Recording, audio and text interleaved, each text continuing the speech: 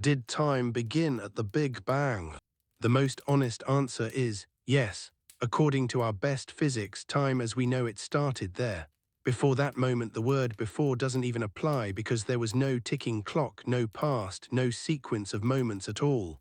The Big Bang was not just the beginning of space and matter, but of time itself. And yet, the more you sit with that answer, the stranger it feels. Because we can't help but imagine a before. We can't help but wonder what could have led up to such a beginning, even if time itself didn't exist to hold it. It's like trying to picture the edge of the earth when you already know it's round.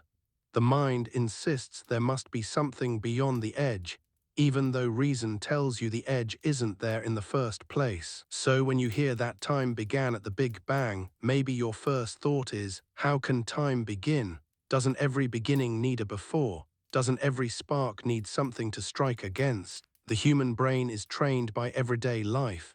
You see cause and effect everywhere. A cup falls because you let it go, a flame burns because the match struck, a storm gathers because of shifting winds. In your daily experience, nothing simply begins out of nowhere. Every event has a chain, a history, a lead-up. So when scientists say time began 13.8 billion years ago, at the Big Bang, it sounds less like an explanation and more like a riddle. You understand the words, but the idea slips away as soon as you try to hold it. Still, let's follow the thread. Imagine the Big Bang not as an explosion in space, but as the expansion of space itself. Everything, every galaxy, every atom, every law of physics compressed into a point of unimaginable density. And then, in an instant, expansion, space stretching, energy radiating, the fabric of reality unfolding itself. This is the moment physics calls T equals zero, time equals zero, no earlier frame, no prior clock, a boundary, not a doorway. So when you ask what came before the Big Bang, physics answers, the question makes no sense. Time didn't exist to allow a before. It's like asking what's north of the North Pole or what shape lies outside of a circle. The concept collapses under its own weight. And yet, something inside you resists, because saying the question makes no sense doesn't feel like a true resolution. It feels like a clever escape, a way of closing the book before we've really peeked at the first page. Maybe that's why philosophers, cosmologists, even theologians keep returning to it. The idea that time itself began, it solves the paradox neatly, but it doesn't soothe the imagination. So maybe the real question is, did time begin? But what do we mean by time? When you sit here listening, drifting, time feels like a current. It flows, moments arrive, linger, then vanish. Seconds give way to minutes, hours, years, but to physics, time is not a river you float through. It's a dimension woven into space, bound by gravity, stretched by motion. Time is not an independent ruler ticking away, it's the stage itself, inseparable from the play. And according to relativity, the stage itself was rolled out at the Big Bang. Space and time together, a single fabric stitched all at once. So yes, in that sense, time began at the Big Bang. Without it, the question of before evaporates. But perhaps you feel it, the lingering unease. Because if time is stitched to space, if both emerge together, what was it stitched into? Why there and not somewhere else? And if the word before has no meaning, why do we still feel the tug to imagine it? That's the tension you're meant to hold onto. Physics gives you an answer, philosophy makes you doubt it. And in the space between those two, wonder grows. So let's sit with it a little longer. Imagine, again, that rewind. The universe shrinking, galaxies falling inward, stars dissolving, atoms breaking down, light itself pressed into a single fireball. You reach the point where equations falter, where time equals zero. You stand at the boundary. On one side, the universe as we know it. On the other, silence. Was that silence nothing? Or was it something we cannot name, cannot measure, cannot imagine? If time began at the Big Bang, then maybe what lies before is not time at all, but something timeless.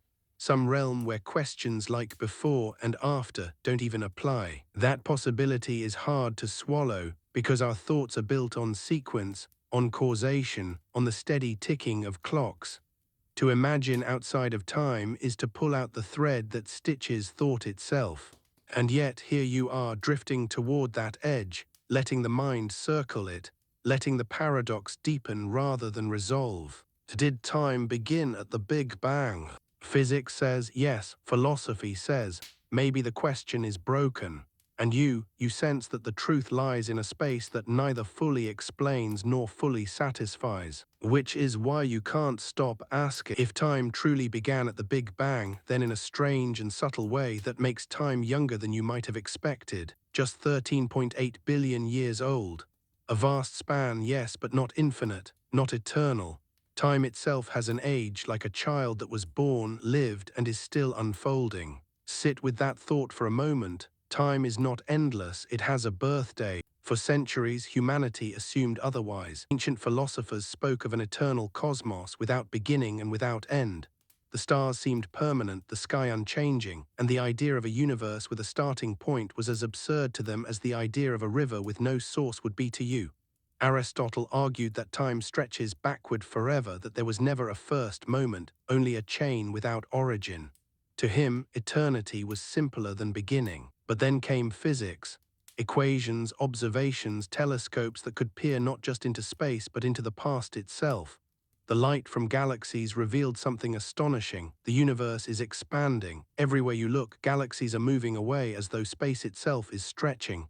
And if you reverse that stretching, you reach a smaller, denser, hotter state. Push it far enough and you arrive at the singularity, the Big Bang. And suddenly, the idea of a beginning wasn't just philosophy, it was science.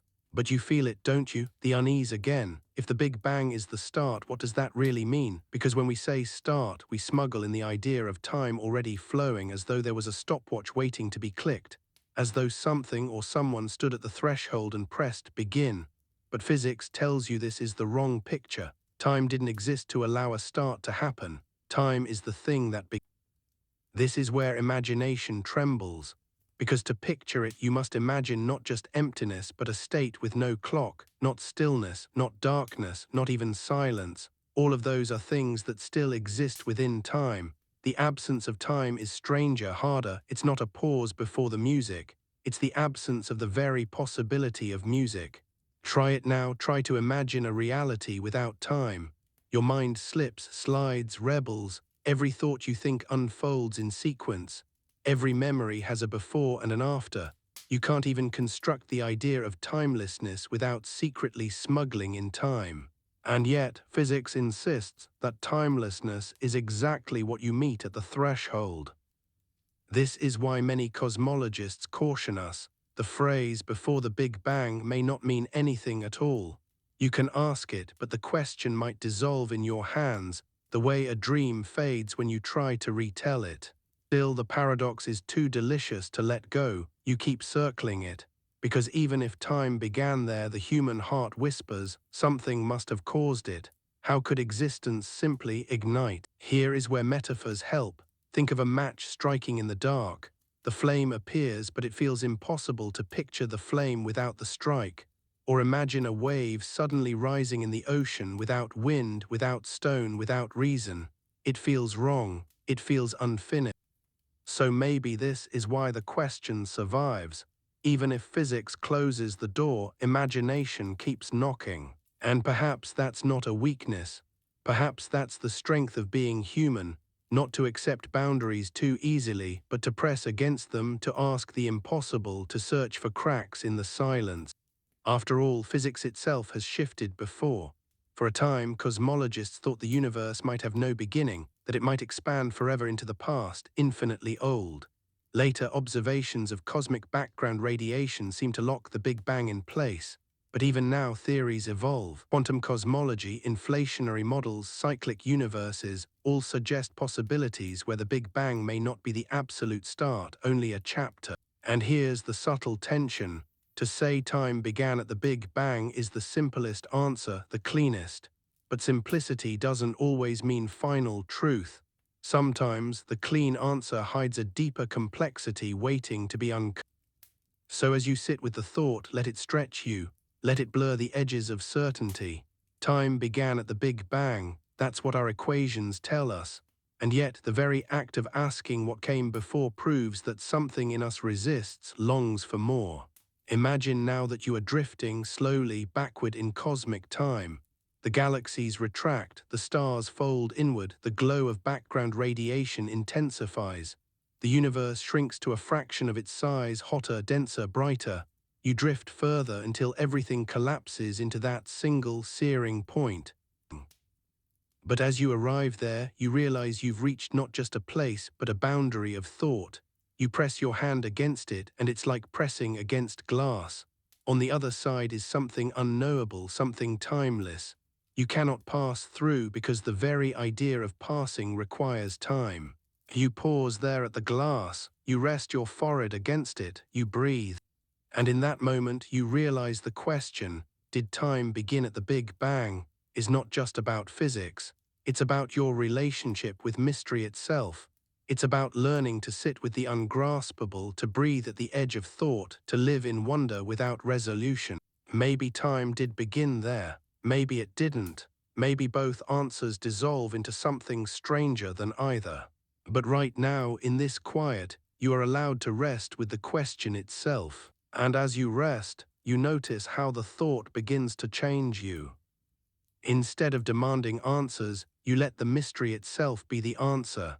Instead of needing a before, you allow yourself to float in the beginningless, where clocks have no tick and stories have no first page. And strangely, it feels less frightening than you expected, almost calming, almost like sleep. You have already heard it said, time began at the Big Bang.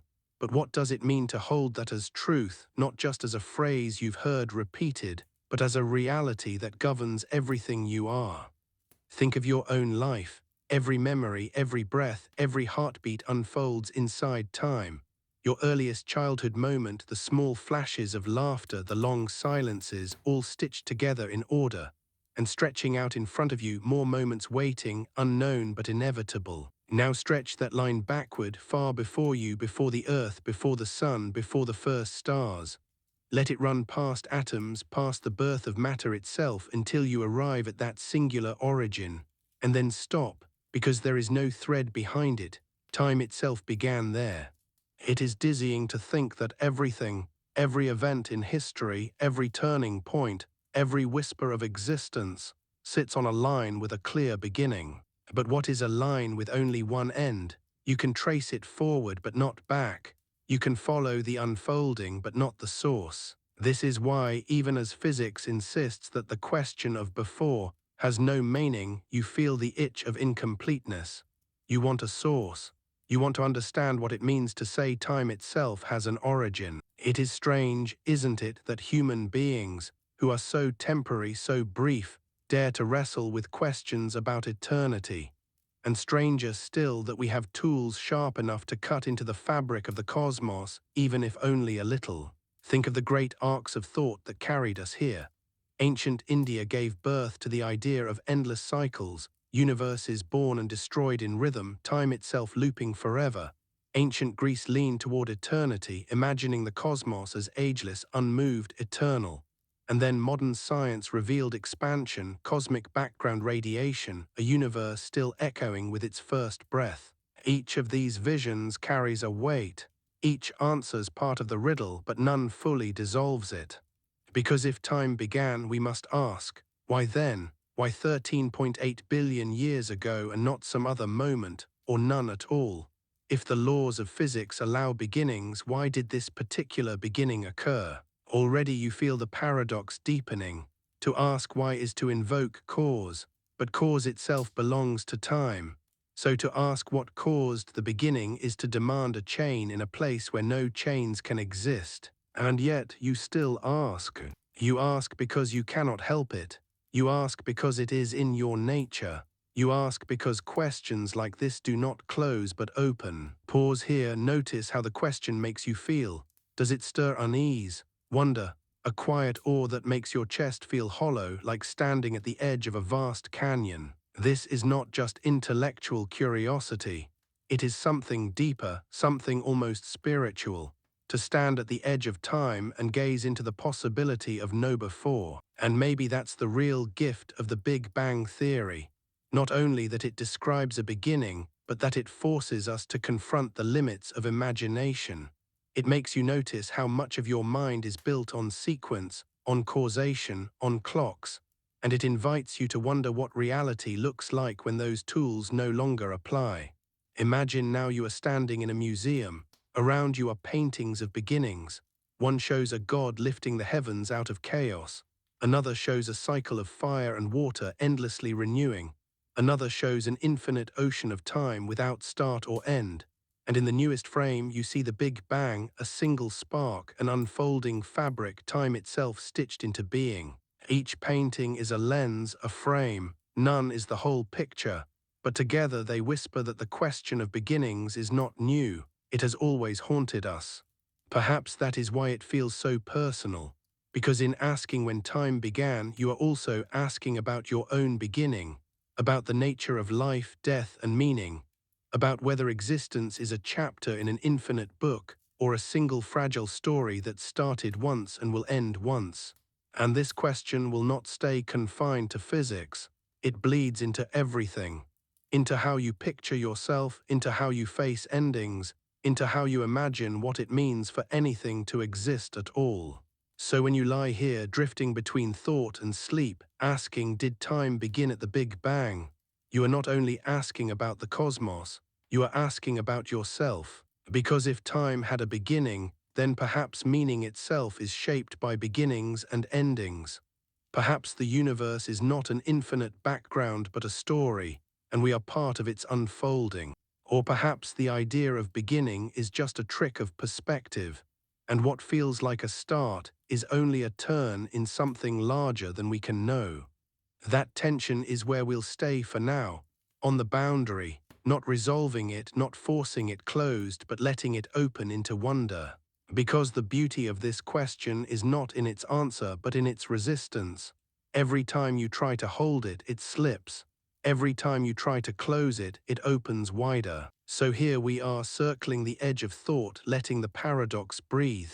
Time may have begun at the Big Bang. Time may not have. The truth may be beyond the very language we use to ask. And perhaps that's enough. You think you know what time is. You feel it in your body. You see it in the clock on the wall, in the slow arc of the sun across the sky, in the way moments slip past and never return. Time feels steady, absolute, unchanging. A river flowing forward, carrying everything with it. But physics whispers something else. Time is not what it seems. The first break in intuition comes from Einstein. He tells us that time is not universal, not the same for everyone. It bends, it stretches, it slows down, it can even, in a sense, nearly stop. Imagine two twins. One stays on Earth, the other boards a spaceship and flies close to the speed of light. When the traveling twin returns, less time has passed for them. They are younger than the twin who stayed. This is not science fiction. It has been measured. Atomic clocks flown on airplanes tick differently than those left on the ground. Time itself depends on how you move. And it also depends on where you are.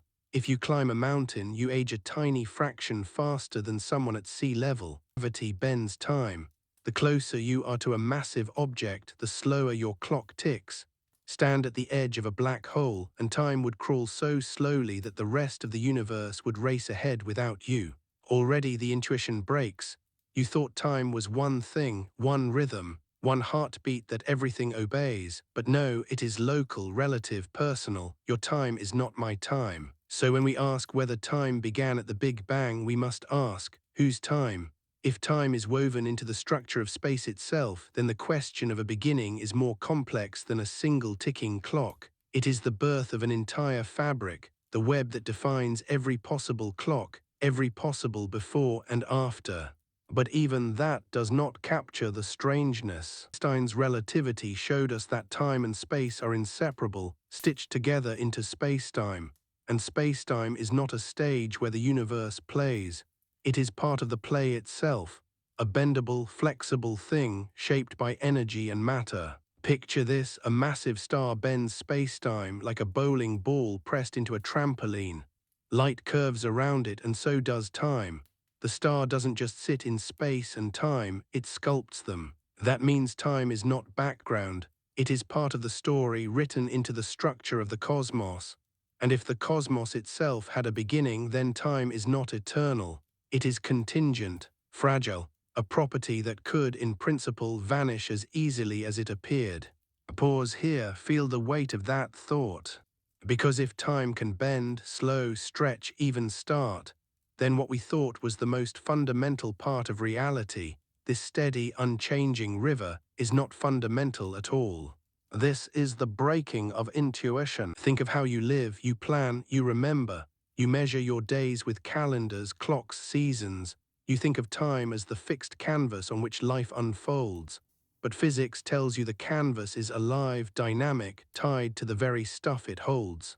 And if the canvas itself has an origin, then maybe the story of time is not the story you thought you were living. Let's linger on another example. Imagine a black hole. A star collapses, its mass crushing inward. The gravity becomes so strong that nothing, not even light, can escape. At the boundary, the event horizon, time slows nearly to a halt. To an outside observer, an object falling in seems to freeze forever, stretched across the horizon. But to the object itself, time flows normally. It falls in, crosses the horizon, and continues on, unaware that from the outside perspective it has been locked in place. Two views of the same reality, two times, both true, both irreconcilable. Do you see it now? Time is not a single thread. It is a network of threads, each bound to perspective, each relative to position and motion.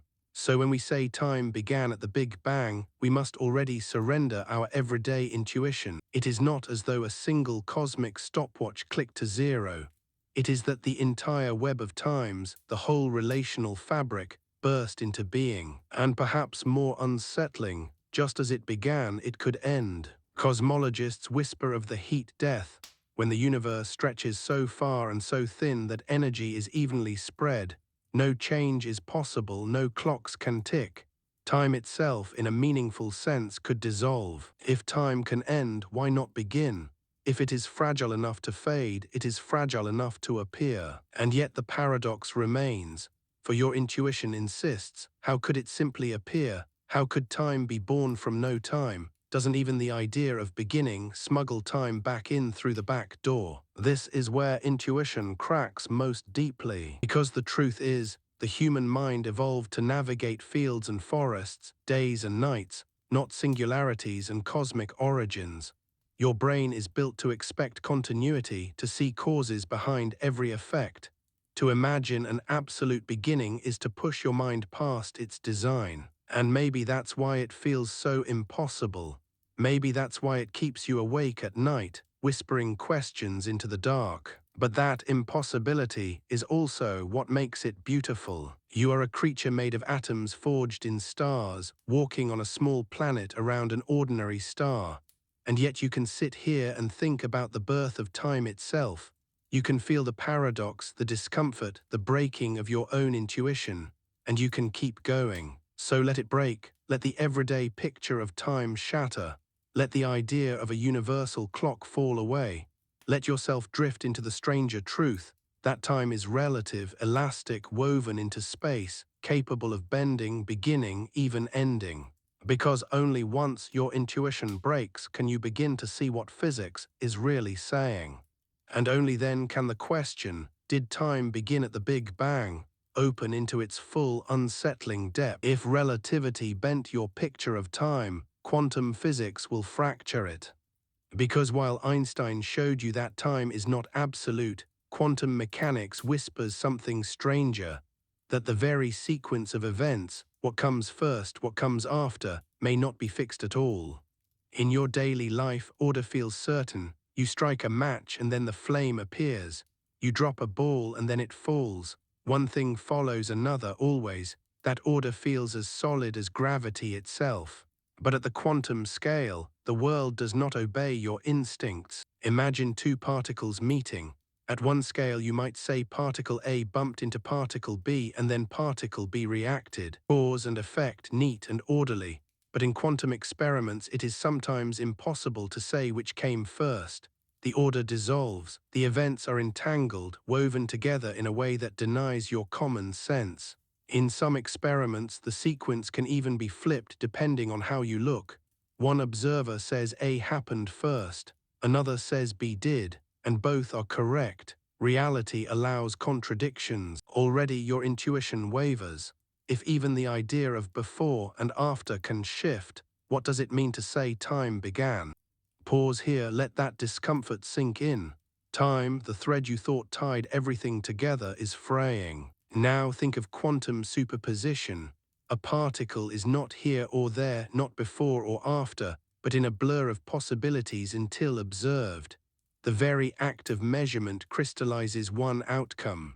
It's as if the universe itself resists being pinned down to a single timeline until forced. And what happens if you stretch that logic back to the Big Bang? Could the beginning itself have been a quantum event, an origin not in the neat clarity of cause and effect, but in a haze of probabilities, a timeless blur collapsing into time itself? Some physicists suggest exactly this, that before the Big Bang may not mean another moment in time, but rather a state without time, quantum potential, raw possibility, unmeasured, uncollapsed. Only when the universe expanded, only when space-time crystallized, did the flow of time emerge. If this picture is true, then asking what happened before is like asking what's the weather inside a dream before you wake up. The question doesn't match the reality. And yet your intuition rebels, because you live in a world where time feels unbroken, where every effect demands a cause, where every story must have a beginning. That is why broken intuition is so uncomfortable. It asks you to live in the tension between what you feel must be true and what reality may actually be. Now let's take it further. Some experiments in quantum physics suggest that not only is order unstable, but time itself might not be fundamental. It might be emergent. Think of temperature. No single molecule has a temperature. Temperature emerges when many molecules jostle together, their collective motion creating heat. What if time is like that? Not a fundamental property of the universe, but a collective effect, something that emerges from deeper, timeless laws. If so, then time is not the bedrock. It is a shadow, an echo, something that appears at large scales but may dissolve at the deepest level.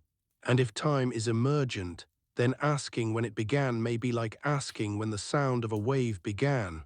The answer depends on perspective, scale, context. Already you feel it, the ground slipping. The intuition of time as absolute is gone. The intuition of time as universal is gone. And now, even the intuition of time as fundamental is under threat. No wonder the question of the Big Bang unsettles you, because to ask it is to stand at the edge of physics itself, where answers blur, where categories collapse, where even the words you use, beginning, before, after, lose their meaning. Imagine again that rewind, galaxies contracting, stars dissolving, atoms breaking. The universe shrinks into fire, then into density, then into silence. You press closer to the singularity, expecting a first moment. But instead of a moment, you find a haze, a cloud of probabilities, a timeless shimmer. The beginning isn't a point at all. It's a phase change, a transition from timeless potential into time-bound unfolding. And in that moment, you realize the Big Bang may not have been the birth of time as a clean edge. It may have been the crystallization of time, the moment the timeless became temporal. Sit with that, let it unsettle you. Let it wash through your mind like a tide. Because here is where broken intuition reveals its gift. When you let go of certainty, when you allow your everyday sense of time to fracture, you find yourself standing in a wider space. A space where physics becomes philosophy, where imagination becomes a tool, where wonder becomes the only compass. Did time begin at the Big Bang? Your intuition says beginnings demand a before. Relativity says time is relative, elastic, fragile. Quantum physics says order itself may dissolve and time may not be fundamental at all. So perhaps the question itself is like light through a prism, splitting into many possible answers, each angle true in its own way, each incomplete.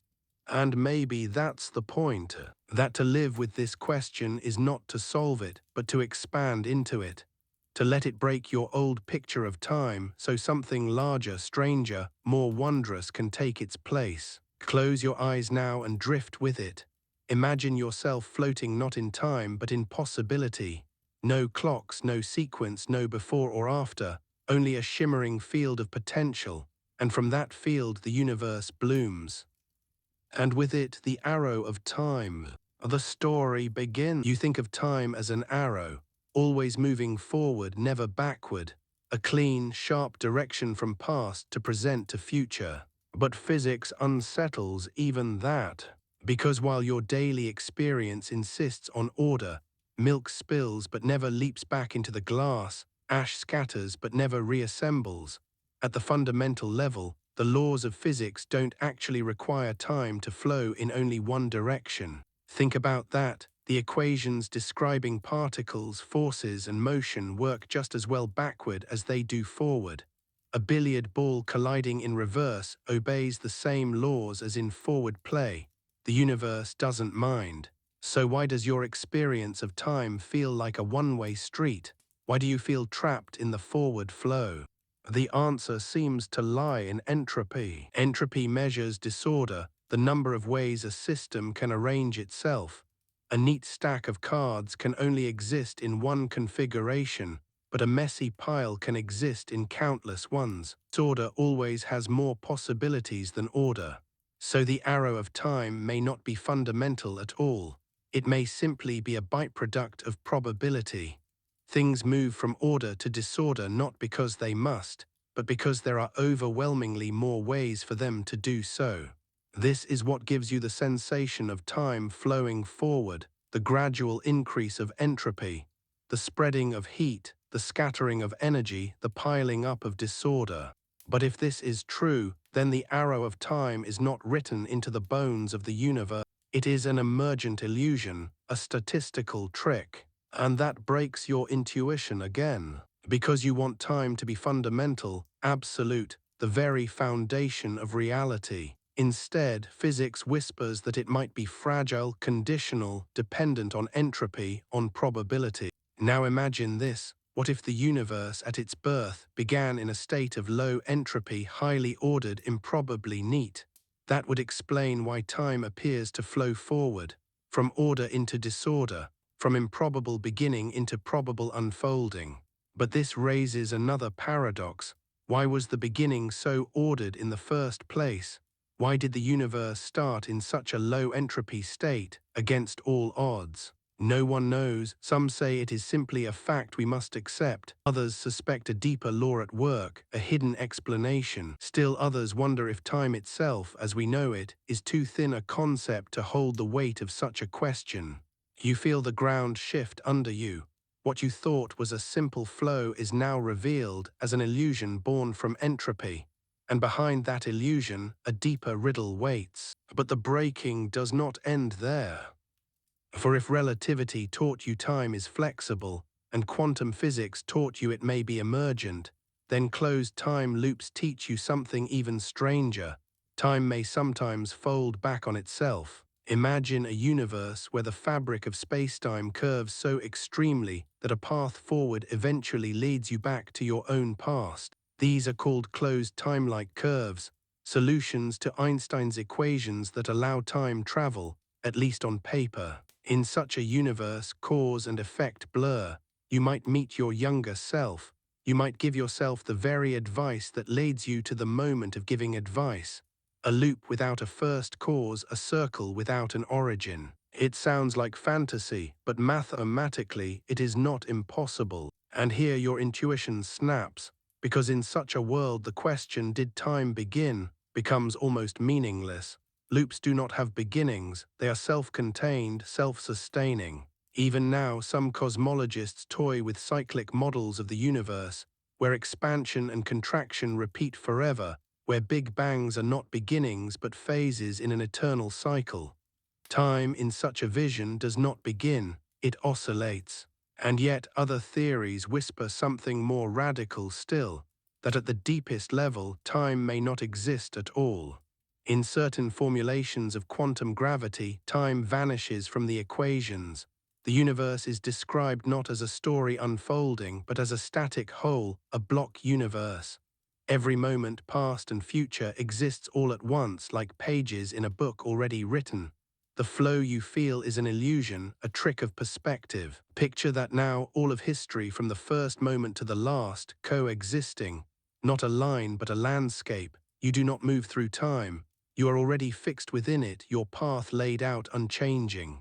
If this is true, then the question, did time begin, shifts again. Because in a block universe there is no beginning, no end, only the whole, only the eternal now. Sit with that image, all moments stacked, all stories already present. Your birth, your death, the birth of galaxies, the fading of stars, every instant already exists timelessly.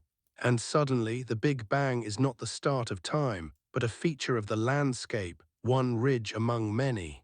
So here you are, with your intuition fully undone. You began with the simple sense that time is a flow, a river, a universal clock, and now, piece by piece, physics has dismantled that picture. Relativity tells you time is relative, bent by motion and gravity. Quantum physics tells you order itself may dissolve, and time may be emergent, not fundamental. Entropy tells you the arrow of time is not law, but probability. Closed time loops tell you beginnings may not exist, only circles. And the block universe tells you time may not flow at all. Each step leaves you more disoriented, more awake to the strangeness of reality. And so the original question, did time begin at the Big Bang, no longer feels simple. It no longer feels like a yes or no question. It feels like the doorway to a labyrinth. A labyrinth where every path bends your intuition, where every turn reveals another paradox. You entered with certainty, you now drift with wonder, and that is where you must rest for now, at the edge of broken intuition, at the place where the everyday picture is shattered and the deeper mystery waits. Because only once your old picture is gone, can the evidence begin to rebuild something new. For a long time, the idea that time had a beginning sounded like philosophy or even myth, a poetic tale but not science. And yet, piece by piece, evidence has been gathered, not imagination, not speculation, but hard data, measurements written into the sky itself. So let us begin stacking the evidence. The first clue came from the galaxies themselves. In the 1920s, Edwin Hubble was studying the light from distant galaxies. What he found was astonishing. Their light was stretched, shifted toward the red end of the spectrum. This redshift meant the galaxies were not standing still, they were moving away from us. And not just one or two galaxies, all of them. Everywhere he looked, the universe was expanding. It was as if the very fabric of space was stretching, carrying galaxies apart like raisins in a rising loaf of bread. And if everything is moving away, if space itself is expanding, then logic insists the universe must once have been smaller. If you rewind this cosmic film, the galaxies draw closer, the distances shrink, the fabric contracts. Eventually, you reach a moment when all of it, every star, every atom, every particle, is compressed into a single, unfathomably dense point. That moment is what we call the Big Bang. This discovery was the first great piece of evidence that time itself had a beginning, because if the universe has always been expanding, then there must have been a moment of origin, a first expansion, not eternal stasis, not endless cycles, at least not in the simple sense, but a beginning. Still, expansion alone was not proof. Some scientists resisted. Maybe the universe was expanding now, they argued, but perhaps it had been doing so forever. Perhaps it was infinitely old with no true starting point. This idea was called the steady-state model. In it, the universe is eternal, with new matter continuously created to fill the gaps as galaxies spread apart. No beginning, no Big Bang, no edge to time. For a while, this model lived side by side with the idea of a cosmic birth. Both seemed possible. Both explained the data, at least in part. But then came the second great clue. In 1965, two engineers, Arno Penzias and Robert Wilson, were testing a radio antenna in New Jersey. No matter how they tuned it, no matter how they adjusted for interference, they kept hearing a faint hiss. At first, they thought it was just noise, pigeons nesting in the antenna perhaps, but even after clearing them away, the hiss remained. What they had discovered, though they did not know it at first, was the echo of the Big Bang. The universe itself was glowing with a faint background radiation, leftover heat from its earliest moments, not just in one direction but in every direction equally. A cosmic afterglow, filling the sky, silent proof of a hot, dense beginning. This was the cosmic microwave background, and it changed everything. No steady-state model could explain it. An eternal universe would not be bathed in such radiation. Only a universe that began in a hot, fiery expansion would leave behind such a glow. And so the evidence tilted, the scales tipped, the steady state faded, the Big Bang became the dominant story. And with it, the idea that time itself had a beginning gained not just philosophical weight, but empirical grounding. Pause here, imagine that radiation. Even now, if you turn on an old television set and see the static between channels, a tiny fraction of that snow is the whisper of the Big Bang, a direct signal from the birth of time flickering in your living room.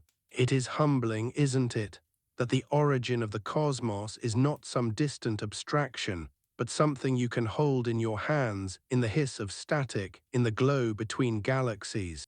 But the evidence does not stop there. A third clue comes from the abundance of elements. In the first minutes after the Big Bang, the universe was a furnace, hot enough to forge the lightest elements, hydrogen, helium, a trace of lithium. As the universe cooled, this process froze, leaving behind a specific ratio. Billions of years later, astronomers measured the cosmos and found exactly what the theory predicted. The fingerprints of the beginning were written into the chemistry of the universe itself. 3 strands of evidence: the expansion of galaxies, the afterglow of radiation, the abundance of primordial elements. Each one points back relentlessly to a beginning, a moment when the universe was smaller, hotter, denser, a moment when time itself may have first stirred. And with each piece, the idea that the universe is eternal slipped further away. But as the evidence stacked, so did the paradoxes. Because if time truly began 13.8 billion years ago, the question of before lingers unsatisfied. And if time has an age, then why that age? Why then and not earlier, not later, not never? This is the tension of science. It can measure, it can confirm, it can describe, but behind every measurement lies a question that resists. Still, the evidence is clear. The universe as we know it had a beginning. And yet evidence alone does not settle the riddle, because even as the Big Bang theory gained strength, other voices whispered, what if this is not the whole story? What if the beginning is only apparent? What if time, in some deeper sense, stretches further than we can see? For now, though, let yourself rest in the weight of what has been discovered. Look up at the night sky, the galaxies receding, the faint glow of microwave radiation surrounding you, the chemical composition of your very body, hydrogen in your blood forged in the first minutes of existence. You are living inside the evidence. The beginning is not just a theory. It is written into every particle, every photon, every breath you take. And yet, as strong as this evidence is, it does not end the story. It only sharpens the question. Because if time began with the Big Bang, then what does it mean to speak of causes? What does it mean to imagine origins? And if the evidence shows a beginning, can it also reveal what, if anything, came before? The stack is only beginning to rise. Evidence is a strange thing. It doesn't just speak once. It echoes, it layers, it builds. Each discovery confirms the last, and yet each new clue opens questions you didn't even know how to ask. The Big Bang was once a bold hypothesis. Now it is the framework of cosmology because of the way evidence piled up. Radiation, primordial chemistry, all whispering the same story. There was a beginning, but the whispers became louder with the discovery of something even more subtle. The structure of that leftover glow, the cosmic microwave background. At first, scientists thought this radiation would be perfectly smooth, like the faint warmth of a dying fire evenly spread across the sky. But when satellites like COBE, WMAP, and Planck mapped it in detail, they found tiny ripples, fluctuations in temperature, differences as small as 1 part in 100,000. And those ripples were exactly what the Big Bang theory predicted. They were the fingerprints of quantum fluctuations stretched to cosmic scale. Little differences in density that over billions of years became the seeds of galaxies, stars, planets. Without them, there would be no structure, no night sky as you know it, no home for life to grow. Pause here, imagine the sky in microwaves, not stars, not constellations, but a faint bath of light, almost uniform. And within that light, the faintest mottling, tiny variations that would someday become everything. This is not speculation. This is evidence, mapped, measured, confirmed. The earliest photograph of the universe, taken not with a camera but with radio telescopes, showing the universe when it was only 380,000 years old. And within that photograph, you can almost see the birth of time as you know it. But even that isn't the full picture, because the cosmic microwave background doesn't just tell you about the young universe, it tells you about what came just before. This is where inflation enters the story. In the early 1980s, physicists like Alan Guth and Andre Linde proposed a radical idea. In the very first fraction of a second, the universe underwent a burst of exponential expansion, faster than the speed of light. Why propose such a wild event? Because without it, the universe we see makes little sense. Without inflation, the universe would be patchy, uneven, unstable. Distant regions of the cosmos would never have been in contact, and yet they look almost identical, balanced to extraordinary precision. Without inflation, the cosmic microwave background would not be as smooth as it is. Inflation solves this. It stretches the universe from something unimaginably small to something vast in the blink of an eye, smoothing it out, ironing away irregularities, while leaving behind just enough fluctuations to seed galaxies. And here's the key. The patterns in the cosmic microwave background match exactly what inflation predicts. The scale of the ripples, the distribution of hot and cold spots, the fine structure of the fluctuations, each detail lines up with the theory. So now the evidence stack is taller. Expansion of galaxies, radiation filling the cosmos, abundance of primordial elements, tiny ripples in the cosmic microwave background, and the success of inflation in explaining them all. Taken together, the case is overwhelming. The universe had a beginning, time itself had an origin point. But notice what's happening. The more evidence piles up, the stranger the picture becomes. Inflation, after all, is not just a smoothing process, it raises questions of its own. Because if the universe inflated once, could it inflate again? Could inflation be eternal, creating not just our universe but countless universes, each with its own laws, its own version of time? This is the whisper of the multiverse, an infinity of beginnings, a sea of bubbles, each a cosmos. And if that's true, then perhaps our Big Bang is not the ultimate origin, but just one chapter in a larger story. But hold that thought. For now, stay with the evidence itself. Because when you step back and look at the stack, it is astonishing. Human beings, fragile and brief, built instruments to measure the faintest echoes of creation. We have mapped the radiation of the cosmos to extraordinary precision, traced the ratios of helium and hydrogen across galaxies, measured the expansion rate with exquisite care. And all of it points to the same conclusion.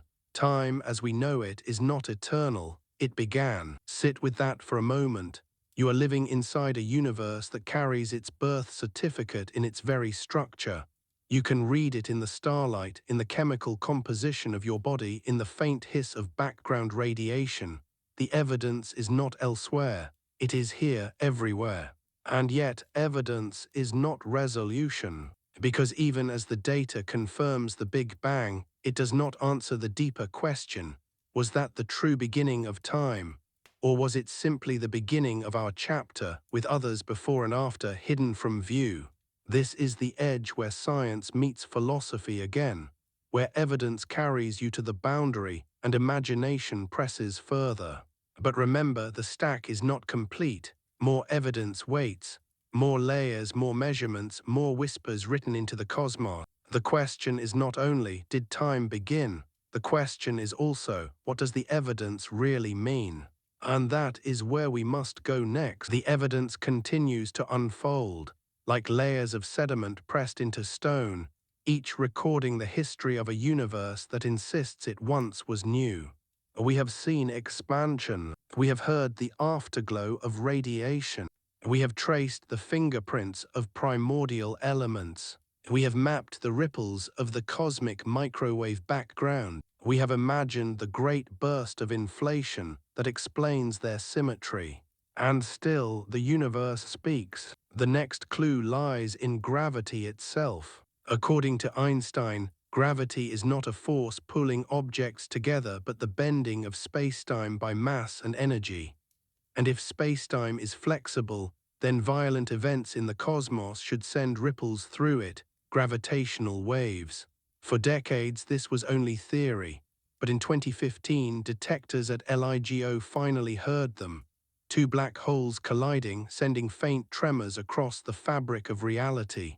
A whisper in spacetime, recorded by lasers and mirrors on Earth. Why does this matter for the beginning of time? Because if black holes colliding today can ripple spacetime, then the Big Bang itself, an event of far greater violence, should have filled the early universe with gravitational waves as well. Physicists call these primordial gravitational waves. They would be the direct fingerprints of inflation, the smoking gun of the universe's earliest moment. We have not detected them yet, but telescopes scan the sky for subtle twists in the cosmic microwave background, tiny signatures that would reveal those ancient ripples. And though the search is ongoing, the very hunt itself is evidence of how far we have come. We are listening for the echoes of the first second, stretching instruments to the very edge of possibility. But even without those primordial waves, the structure of the cosmos itself adds to the stack. Look around you, not at the scale of stars or galaxies, but at the largest patterns. The universe has a web-like structure, filaments of galaxies connected by threads, surrounding vast empty voids. It is not random, it is patterned. And the pattern matches exactly what we would expect from those tiny fluctuations in the microwave background. Quantum jitters stretched by inflation became galaxies, clusters, cosmic filaments. This is not just theory, it is measurement. Sky surveys mapping millions of galaxies show the same rippling structure predicted by models of the Big Bang. Another confirmation, another whisper that yes, the universe truly began in fire. But now comes a stranger clue. The expansion of the universe is not only continuing, it is accelerating. In 1998, astronomers studying distant supernovae found that galaxies are not just moving apart but speeding up. Some mysterious force, called dark energy, is stretching space faster and faster. And here, the evidence complicates. Because if dark energy exists, it changes the fate of time. No longer does the universe simply expand and slow as once thought. Instead, expansion may continue forever, faster and faster, until galaxies vanish beyond view, stars burn out, and time itself grows cold and empty. This is not a beginning we can easily grasp, because it hints at an ending, a symmetry that unsettles. If time had a first moment, it may also have a last. And still, even with this vast picture, not all is settled. Take the Hubble constant, the rate at which the universe expands. Measured one way using nearby galaxies, it gives one number. Measured another way using the cosmic microwave background, it gives another. Both are precise, both are different. This tension, called the Hubble tension, has become one of the great puzzles of modern cosmology. And it whispers something important. Either we are missing something in our understanding of the early universe, or our picture of expansion is incomplete. Either way, the evidence pushes us further. It confirms the Big Bang as a beginning, but it also warns us, beginnings may not be simple. Pause here. Imagine all these strands woven together. the faint hiss of radiation still glowing from the first moments, the abundance of hydrogen and helium written into every star, the ripples of temperature mapped with satellites, the web of galaxies stretched across billions of light years, the acceleration of expansion driven by something unseen. Each strand points to the same conclusion: the universe had a beginning, but together they also hint that this beginning may be stranger than we imagine. Because the closer we press to that first moment, the more the evidence itself begins to blur. Inflation, dark energy, quantum fluctuations, all solid in one sense, all speculative in another, confirmed in their effects, mysterious in their causes. And here is where the evidence stack takes on its full weight. It does not simply answer the question, it sharpens it. It shows us that time as we know it began at the Big Bang, and yet it leaves us with a mystery as vast as the cosmos itself. Why this beginning? Why this fabric? Why this unfolding? You sit with it now, the evidence is all around you. The night sky is not just beauty, it is data. Every photon carries a story billions of years old. Every galaxy is a marker of expansion. Every breath of hydrogen in your lungs is a relic of the first minutes of existence. You are surrounded by proof, and yet the proof only deepens the wonder. Because the evidence says time began, and your heart whispers, but what does it mean for time to begin? Evidence does not only come from the universe at large. Sometimes it comes from its most extreme places, black holes, those strange abysses where gravity is so strong that even light cannot escape. If you want to understand time, black holes are where you must look. Imagine one now. A star has collapsed under its own weight, its mass crushed into a singularity. Around it forms an event horizon, the boundary beyond which nothing can return. To an outside observer, time itself slows near that horizon. A falling object seems to freeze, stretched out forever at the edge. From the inside, time feels normal. From the outside, it nearly stops. Already you see the paradox. Time is not the same everywhere. It bends with gravity. It fractures with perspective. And at the heart of a black hole, the very equations of physics falter. But in the 1970s, Stephen Hawking made a startling discovery. He showed that black holes are not completely black. Quantum effects at the horizon cause them to emit faint radiation, what we now call Hawking radiation. Over unimaginably long timescales, this radiation allows black holes to evaporate, to disappear. Why does this matter for the question of beginnings? Because Hawking's work tied together gravity, quantum physics, and thermodynamics, the physics of heat and entropy. It showed that black holes have entropy, that they obey laws similar to the laws of thermodynamics. And entropy, as we have seen, is tied to the arrow of time. This means black holes are not just curiosities. They are laboratories for understanding why time flows the way it does. They reveal that time's arrow, the increase of disorder, is not just a feature of human experience, but a principle woven into the deepest structures of the cosmos. And if entropy defines the arrow of time, then the beginning of the universe, the Big Bang, must have been a moment of astonishingly low entropy, a moment of extraordinary order. This is perhaps the most puzzling piece of evidence of all. Why was the universe so ordered at its birth? Why was entropy so low? Out of all the possible states the universe could have begun in, why did it begin in one that allowed time to flow, stars to form, life to exist? Some physicists argue that this is simply how it was, a brute fact. Others suspect a hidden law, something deeper than we yet understand.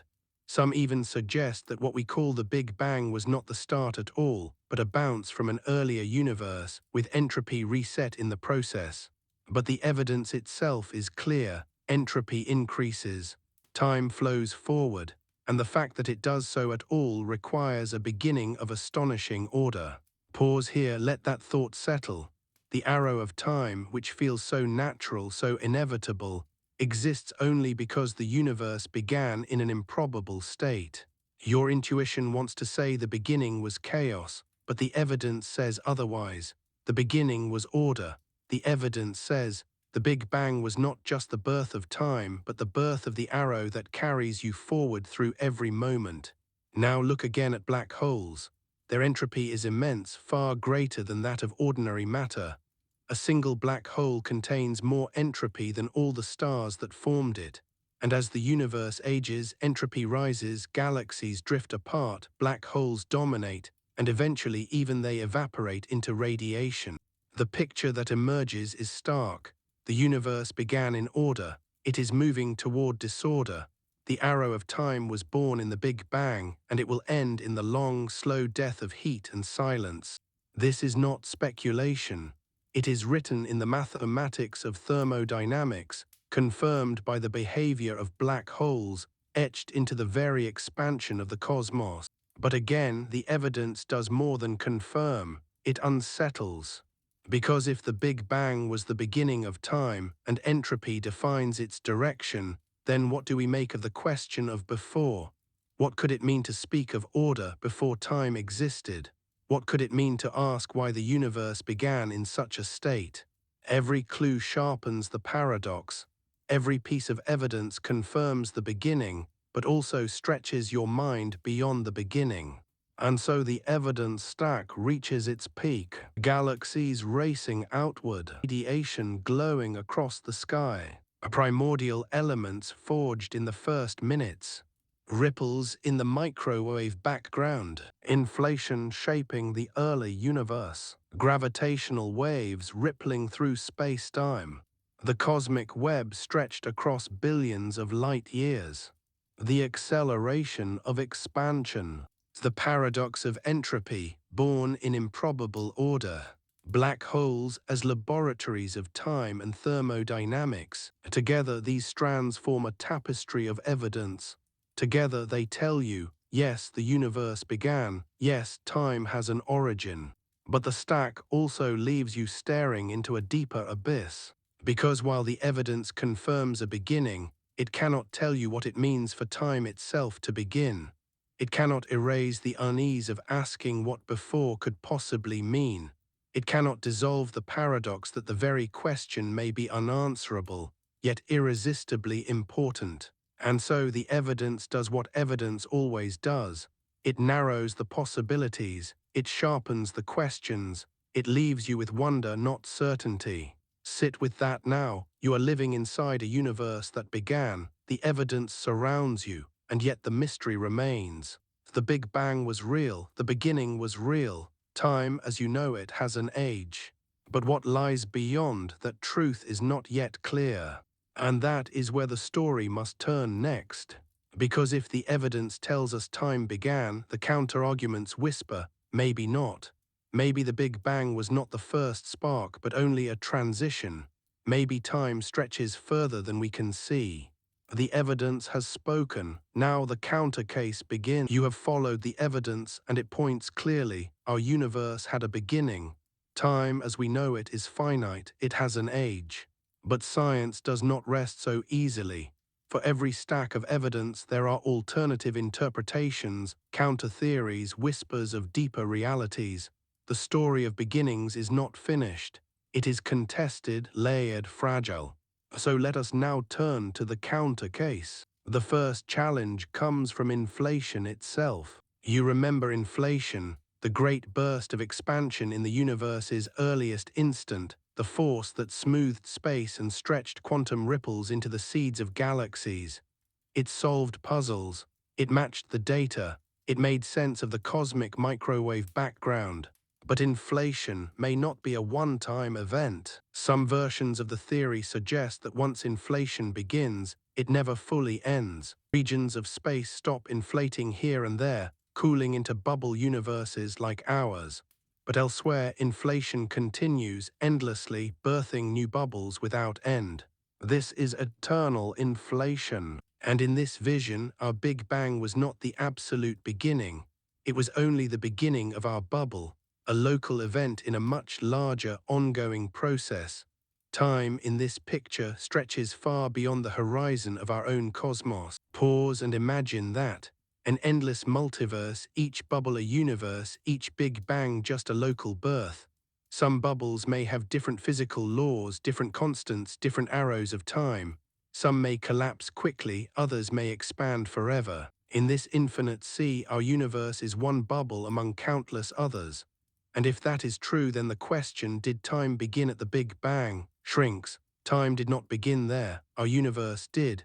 Time stretches backward into eternal inflation, forward into endless new births. This is not mere speculation.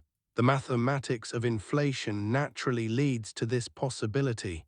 The same equations that describe the rapid expansion of our universe also allow it to continue indefinitely in other regions. It is not a fanciful add-on, it is built into the framework. And yet eternal inflation is difficult to test. By definition, we cannot see beyond our bubble. We cannot measure the other universes directly, but hints may exist. Certain patterns in the cosmic microwave background could, in theory, reveal scars from collisions with other bubbles. Some physicists even search for these signatures, though none have been confirmed. Still, the theory remains one of the strongest counter-arguments. It says, time did not begin with our Big Bang. The larger process of inflation stretches backward and forward without end. This idea unsettles. It replaces the comfort of a single origin with the strangeness of infinity. No first spark, no single beginning, only an endless frothing sea of births. But the counter case does not stop there. Even within our bubble, other models challenge the idea of an absolute beginning. Some suggest the Big Bang was not the first moment, but a transition from something else. Think of a bounce. In these cyclic or bouncing models, the universe expands, then contracts, then expands again. A rhythm, not a single event. In such a picture, our Big Bang was not creation out of nothing, but the rebound from a collapse. Before our time flowed forward, another time flowed backward. This idea has ancient echoes.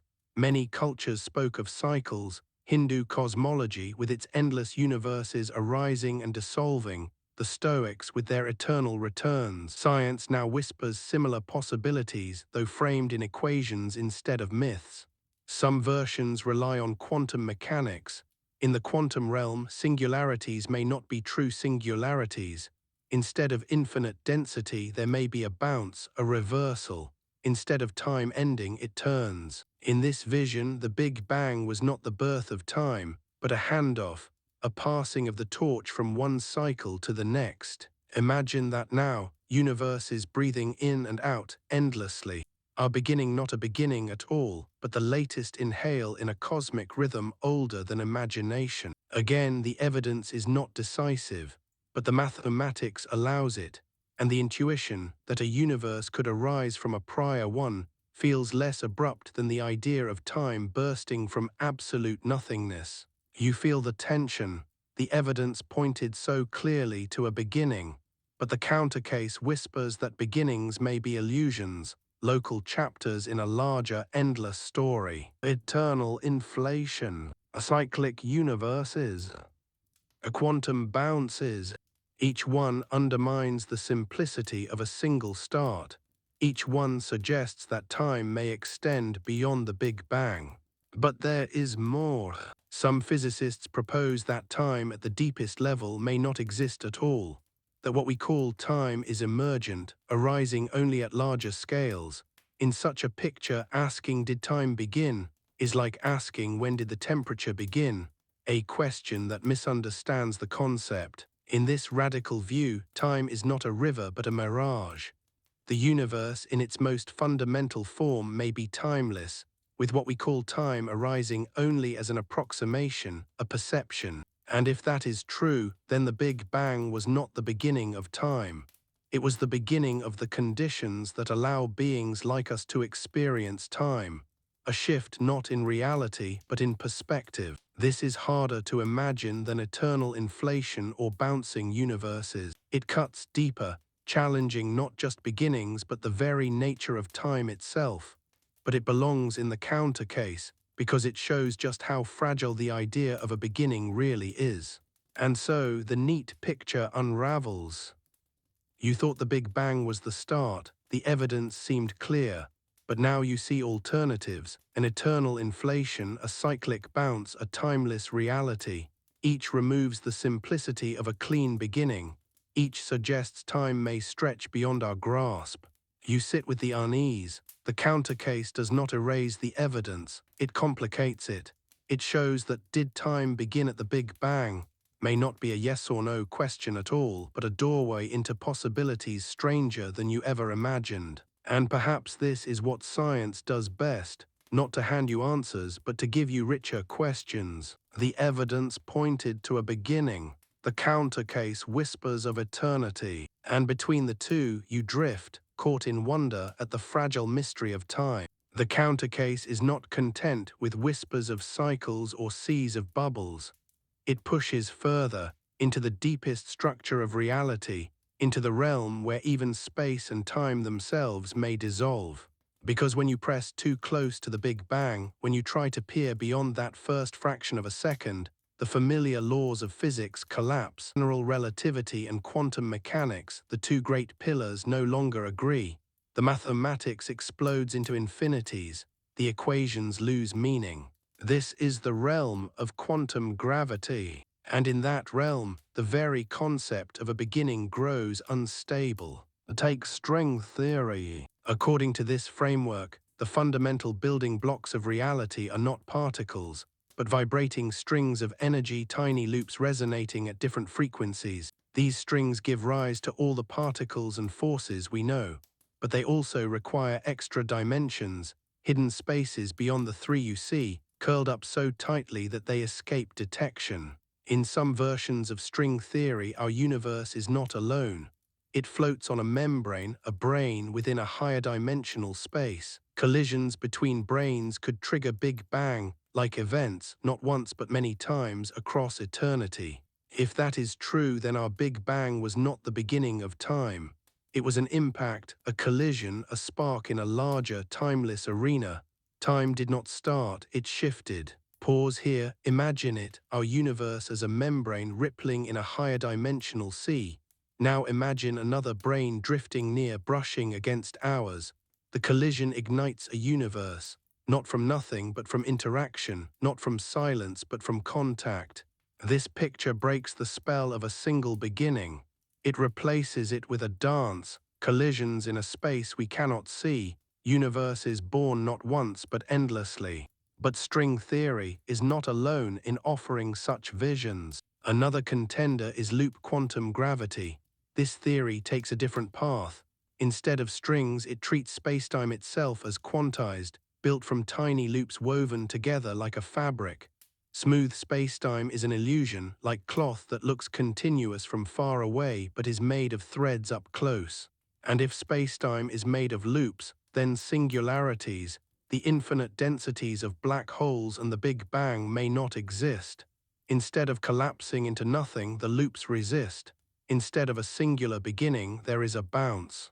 In loop quantum cosmology, the universe before the Big Bang did not vanish. It contracted, grew dense, reached a minimum, and then rebounded. Our Big Bang was not creation ex nihilo, but a turning point in an eternal rhythm. This is not poetry. The equations of loop quantum gravity suggest it.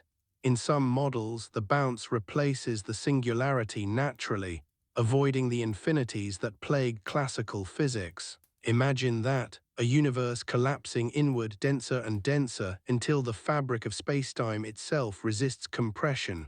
And then expansion, a new cosmos unfolding, a new arrow of time beginning, but not the first, not absolute, only one moment in an infinite sequence of breaths. Do you see how fragile the idea of a beginning becomes? Every attempt to describe it fractures into possibilities. Each theory replaces the sharp edge of time with a blur, a cycle, a transition, a bounce. And even stranger ideas arise. Some researchers suggest that near the Planck scale, the unimaginably small realm where quantum gravity dominates, time itself may not exist. The equations describing quantum states of the universe can be written without reference to time at all. In this view, time is emergent, not fundamental. If that is true, then asking, did time begin at the Big Bang, may be like asking, where does the ocean begin in a wave?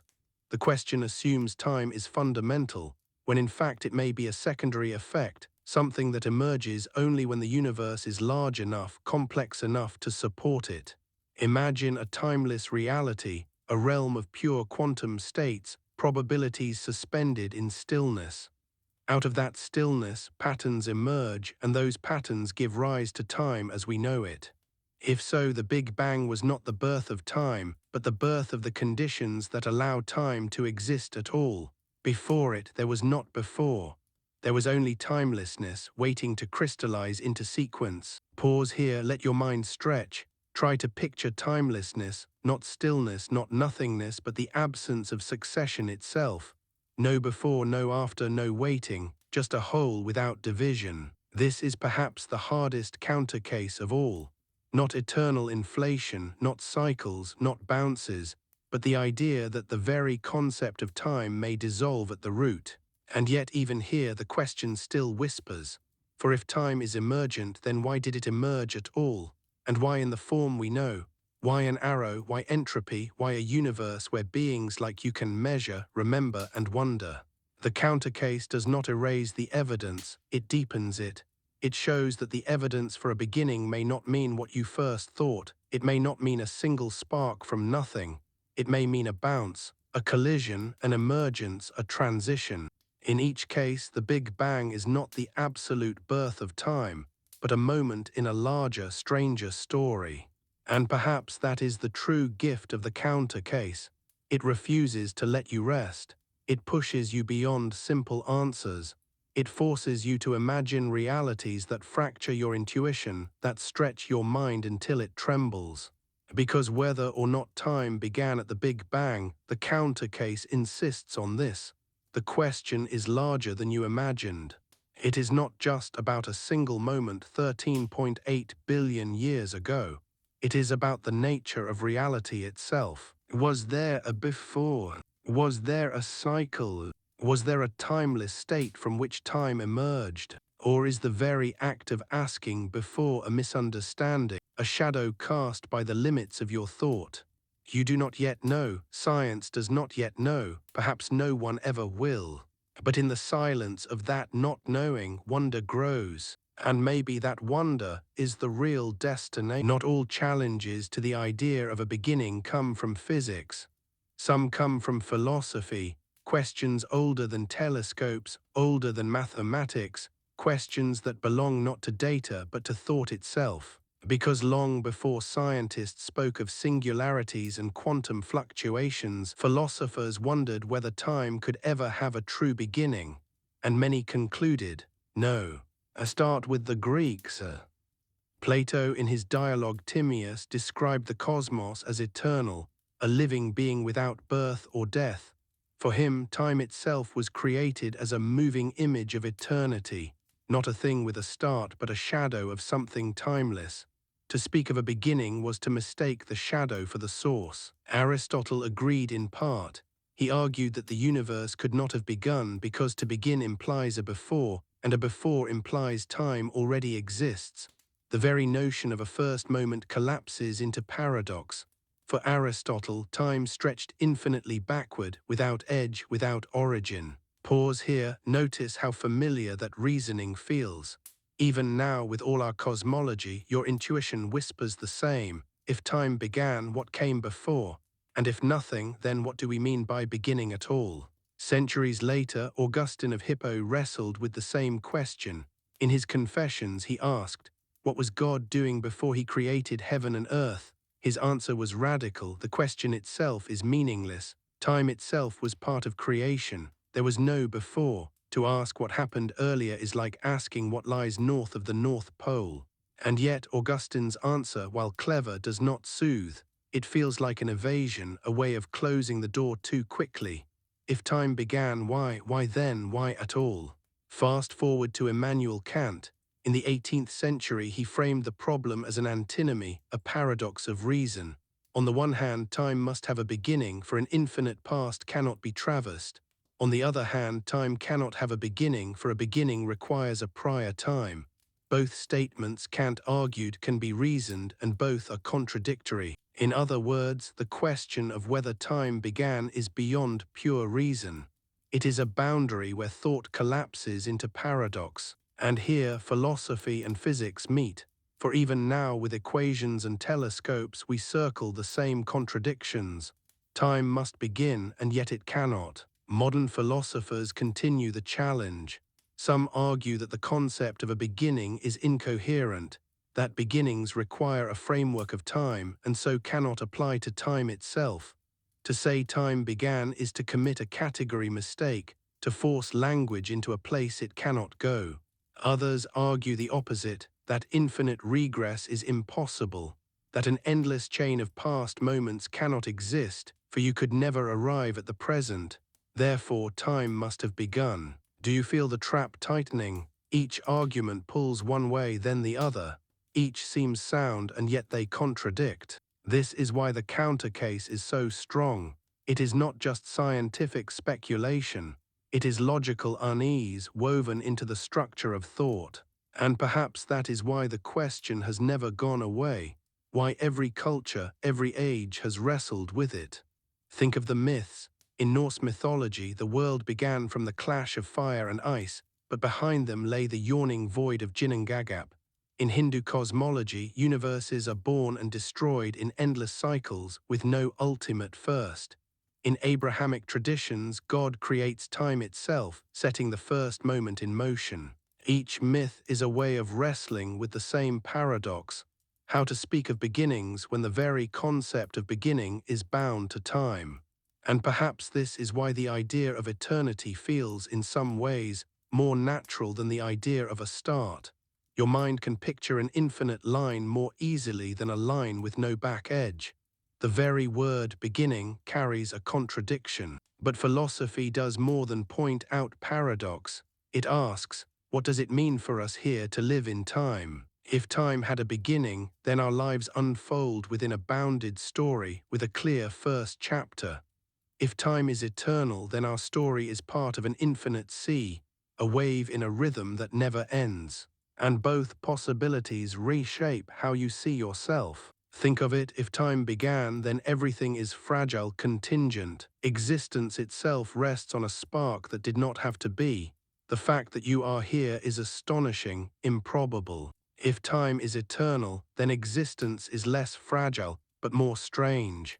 You are not a singular miracle, but one expression in a pattern that has always been and always will be.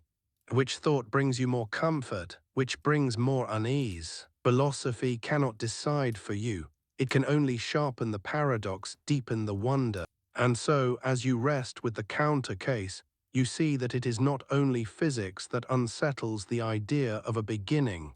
It is reason itself. Aristotle's eternity, Augustine's timeless creation, Kant's antinomy, modern debates about infinite regress and the coherence of beginnings, all remind you that did time begin at the Big Bang is not just a scientific puzzle. It is a philosophical riddle, one that has haunted human thought for millennia. And perhaps that is why it keeps you awake, because the question is not only about the universe, it is about the limits of thought itself. You feel it now. The evidence spoke clearly of a beginning. The countercase fractures that clarity with infinities, cycles, emergent time, and paradoxes of logic. And somewhere between them lies the truth, a truth we may never fully grasp, but one that draws us closer with every attempt. For the countercase is not about answers. It is about deepening the mystery. It is about reminding you that every beginning you imagine carries the shadow of something larger. And that shadow is where wonder lies. Countercase has already unsettled you with cycles, bounces, multiverses, and philosophy. But we are not finished, because some of the deepest challenges to the idea of time beginning at the Big Bang come not from what we see, but from how we rethink what reality even is. Welcome to the frontier, the holographic principle. The principle begins with black holes. You remember Hawking's discovery. Black holes have entropy, they radiate, they are not eternal prisons, but there is a puzzle. When matter falls into a black hole, what happens to the information it carries? The laws of quantum mechanics insist information cannot be destroyed. yet black holes seem to swallow it forever. This is the information paradox. In the 1990s, physicists Gerard T. Hooft and later Leonard Susskind proposed a radical solution. The information is not lost. It is stored on the surface of the black hole, encoded on the horizon like a hologram. This idea expanded. Maybe it is not just black holes. Maybe the entire universe works this way. Perhaps all the information of our three-dimensional reality is encoded on a two-dimensional surface, projected like a hologram. Pause and let that sink in. The room around you, your body, the stars overhead, all of it might be a holographic projection of information written on a cosmic boundary. If that is true, then space and time themselves are not fundamental. They are emergent. They are ways of organizing information. And if time is emergent, then the question of whether it began at the Big Bang dissolves again. The Big Bang may not have been the first moment of time. It may have been a transition in the encoding of information, a change in the projection. This sounds abstract, but it has teeth. In the late 1990s, Juan Maldacena proposed a precise mathematical version of this idea, the AD-SCFT correspondence. It showed that a universe with gravity in a higher dimensional space can be described exactly by a lower dimensional quantum field theory without gravity. Two radically different descriptions, equivalent. Time in one description can emerge from something timeless in the other. This is not philosophy. It is mathematics, equations that work, models that match observations in certain contexts. And it means that what you call spacetime may not be the bedrock of reality at all. So what does this mean for the Big Bang? It means the beginning may not have been the creation of time itself, but the emergence of time from a deeper, timeless order of information. In such a view, the Big Bang was not the start, but the translation, the moment when the timeless code of the universe began projecting as the spacetime we inhabit. Imagine standing in a theater. A film begins to play. For you, the story has a first frame, a first moment, but behind the projection, the real already exists, the film already written. The beginning is only the start of its display. That may be our cosmos. The Big Bang was the first frame of the projection, not the creation of the real. Do you feel how this shifts the question? Did time begin at the Big Bang? Becomes almost too small. The real question is, what deeper order, what timeless structure gives rise to time itself? Other voices suggest a similar idea from a different angle. Physicist Carlo Rovelli argues in The Order of Time that time is not a universal background but a network of relationships. Different parts of the universe keep time relative to one another, but there is no single, absolute flow. Time is not fundamental. It is perspectival, relational, emergent. If so, then the Big Bang was not the start of a universal clock. It was the beginning of the network of relations that create the illusion of a clock at all. And yet, even here, the paradox sharpens. If time is emergent, why does it feel so real? Why does it structure our memories, our choices, our very sense of existence? Perhaps the answer is simple. Time is real enough for creatures like us in a universe like this. Emergent does not mean illusory. Heat is emergent, but it is real. Pressure is emergent, but it is real. Time, too, may be emergent and yet as real as any experience can be. But if it is emergent, then the Big Bang was not the ultimate beginning. It was the beginning of emergence. Behind it lies a timeless foundation, a sea of information from which our experience of sequence, of before and after, arises. This is the most radical countercase of all.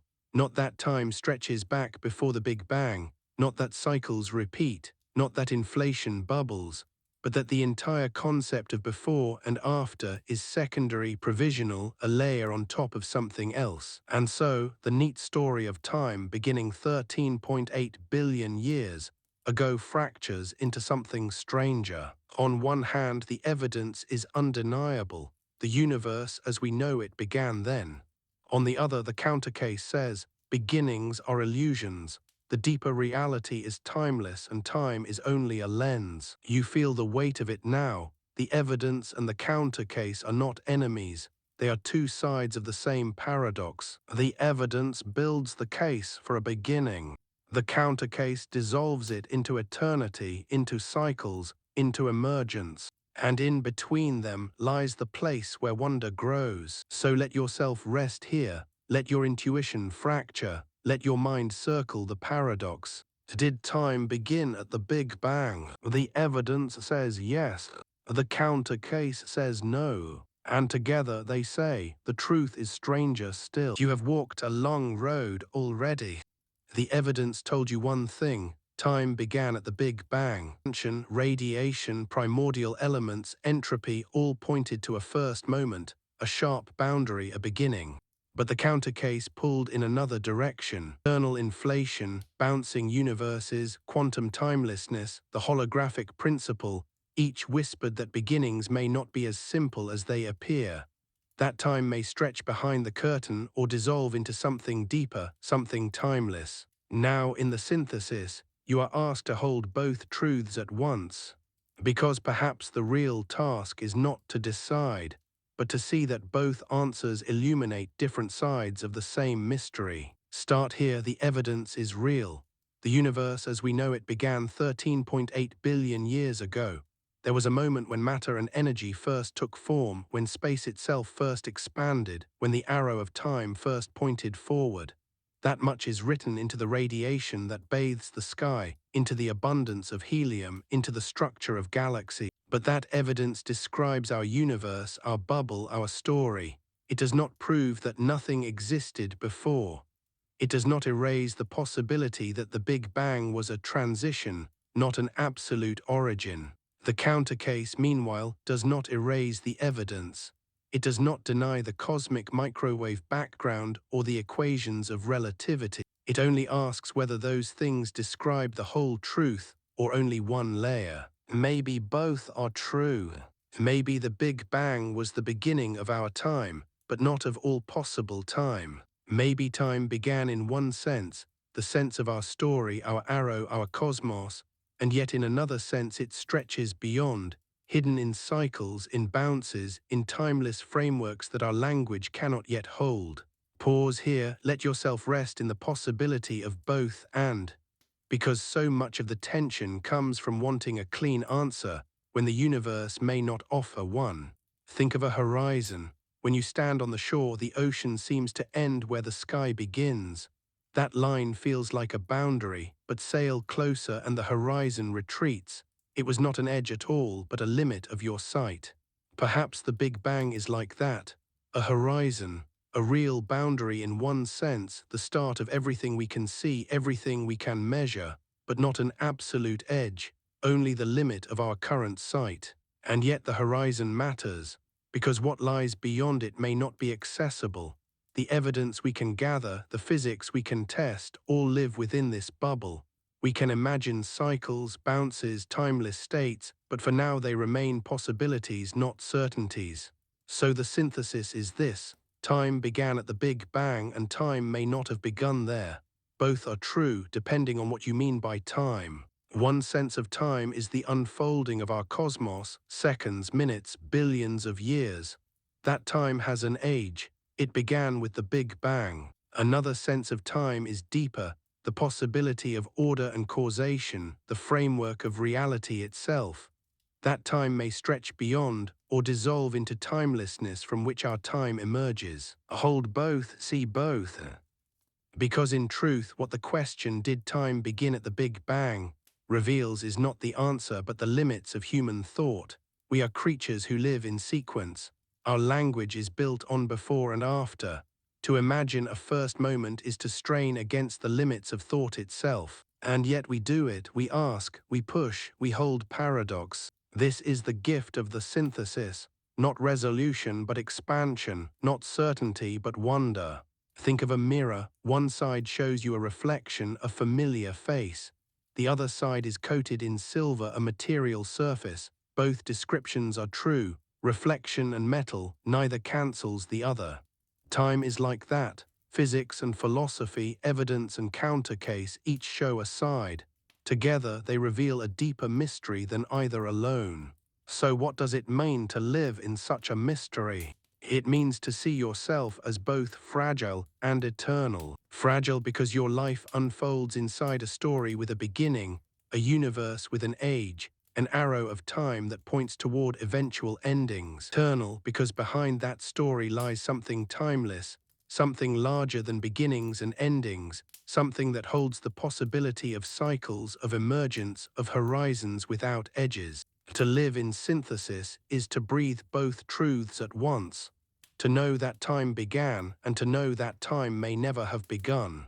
You can feel it in your own life. Every morning feels like a beginning, every day has an arrow, every year flows forward, and yet there are moments in music, in love, in silence when you feel timeless, when the sequence fades and all that remains is presence. Perhaps the cosmos itself is like that. Time flowing in one sense, timeless in another, beginning and eternal together. Pause now, let yourself rest in the paradox, not as a problem to be solved, but as a place to dwell. Feel how the question itself opens you. Feel how it stretches your imagination, how it deepens your sense of wonder. Did time begin at the Big Bang? Yes, for us. No, for reality itself. Yes and no together. And in the space between those answers, you find something more important than resolution. You find awe. Because the point is not to close the question. The point is to live with it, to let it shape you, to let it remind you of how vast reality is, how small your concepts are, how miraculous it is that you can even ask. The synthesis is not the end. It is the beginning of saying differently. And as you lie here drifting, you realize, maybe the question was never about physics alone. Maybe it was always about the human need to ask, to wonder, to reach beyond what can be known. That is what the synthesis offers, a way to hold both the evidence and the counter case without forcing them to cancel each other, a way to dwell in the mystery without fear. And from here, the story continues. Because synthesis is not resolution, it is preparation. It sets the stage for what comes next, the widening of the question into something larger still. The evidence gave you a beginning. The counter case gave you eternity. The synthesis gives you paradox. And paradox is the doorway to wonder. You live your life inside time. Every heartbeat is a marker. Every memory is an anchor. Every plan is a projection into the future. Time is not an abstraction to you, it is the medium of your existence. So when you ask whether time began at the Big Bang, you are not only asking about physics, you are asking about yourself, about the frame that holds your story, about whether your life is part of an unfolding with a beginning and an end, or part of something larger, something timeless. The evidence says you are living in a universe with an age, 13.8 billion years. Your story belongs to that chronology, a late chapter in a cosmic book. The counter case says, perhaps the book is only one volume in a larger library, or perhaps the very idea of book is wrong, and there is no narrative at all, only presence, only timeless being. The synthesis asks, what if both are true? What if your life is both a fragile chapter and an eternal presence, both a moment in time and a shimmer of timelessness? Pause here, feel the weight of that thought. Think of your earliest memory. Perhaps it is hazy, a flash of color, a sound, the sense of being small. That memory feels like the beginning of your personal time, before it darkness, after it the unfolding of your story. But of course, your life began before memory. Cells dividing, a body forming, a heart beating in the dark of the womb. That beginning belongs to you even if you cannot recall it. And even that was not the first. Your existence stretches back through your parents, through their parents, through an unbroken chain of ancestors. Further back through the emergence of life, through the birth of Earth, through the formation of stars, all the way to the Big Bang. Your beginning is braided into the universe's beginning. You are part of its time. And yet within your life, you also taste timelessness. Moments when the arrow fades, a piece of music that seems to suspend the flow, a night under stars when you forget the clock, a breath in meditation in which the present stretches wide and eternal. In those moments, you glimpse what the counter case suggests. That time is not the only frame. That beneath the ticking of clocks lies something larger, a presence that does not move forward or backward. What does it mean to live between these two truths? To be both bound to time and touched by timelessness? It means you are a paradox, just like the universe. You age, your body carries the marks of entropy, the arrow moving forward, and yet your consciousness dwells in an eternal present. You never actually experience the future or the past. You only ever exist in now. So in a way, you are living proof of the synthesis. Time flows and time stands still. Both are true. Perhaps this is why the question of cosmic beginnings feels so personal. Because when you ask whether time began at the Big Bang, you are also asking about the ground of your own being. Are you a temporary flicker in a story with a start and end? Or are you part of something eternal, something without beginning? The answer may be both. You are a flicker, your body will return to stardust. The arrow of time will carry you forward, just as it carries galaxies apart and stars into silence. But you are also eternal in the sense that your existence belongs to the timeless whole. Every moment you live already exists in the block of reality. Every breath is written into the fabric of space-time. And beyond that, perhaps beyond space-time itself, there is something larger still, where even beginnings and endings dissolve. To live in synthesis is to hold both truths at once without fear. You can see this in the way you face death. If time began and will end, then death feels like an absolute boundary, a wall, the end of your arrow. But if time is also timeless, if it is emergent, relational, fragile, then perhaps death is less of an end than a return, a slipping back into the timeless hole from which time itself arises. No one knows, the evidence cannot say, the counter case cannot say. But to live with the synthesis is to find peace in not knowing, to rest in wonder instead of resolution. Think again of the horizon.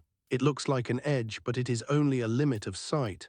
Perhaps death is the same, perhaps the Big Bang is the same. Edges that look sharp, but in truth are horizons. So when you lie awake, asking whether time began at the Big Bang, what you are really asking is how to live with mystery. How to accept that your story has a beginning and yet belongs to something that may not. The synthesis is not an answer, it is an invitation to live as though both are true, to live as though your time is precious, finite, fragile, because it is. Every second matters, every choice shapes your story, the arrow is real. But also to live as though you belong to something timeless, something eternal, something beyond beginnings. Because you do, the present is vast, the whole holds you. This is the balance, this is the paradox, and perhaps this is the wisdom the universe offers. Not to resolve the question, but to live in it, to let the mystery shape you, soften you, open you. Did time begin at the Big Bang? Yes and no. Your life is both. Fragile and eternal, finite and infinite, bound and free. The evidence and the counter case woven into your very being. And in that weaving, something larger than either emerges. One step back now, step so far back that Earth shrinks beneath you, the solar system collapses into a single spark, and the Milky Way becomes a faint swirl of light in a web of galaxies. Keep going until the universe itself lies before you like a whole, like a single body. What do you say? On one level you see a finite thing, a universe with an age, 13.8 billion years old, expanding, cooling, evolving. A story with a first chapter, the Big Bang, and a possible last chapter, heat, death, or collapse, or something stranger still.